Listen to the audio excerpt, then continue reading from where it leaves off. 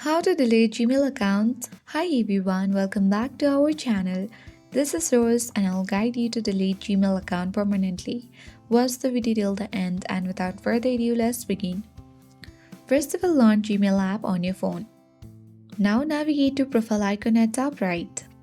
A menu appears where you will see a list of Gmail account. Simply choose the Gmail you wanna delete. Now on the same section, you need to scroll down and tap on Manage Accounts on this device. Now choose Google and you will see all your list of Gmail accounts. Simply choose one which you want to delete. You will land over this account and sync page. Tap on three dots at top right and tap on Remove Account. And with this, you are good to go. You will remove the Gmail account from your device as well as delete it on your phone. I hope this guide was helpful. If it was, then do like, share, comment, and don't forget to subscribe. Thank you.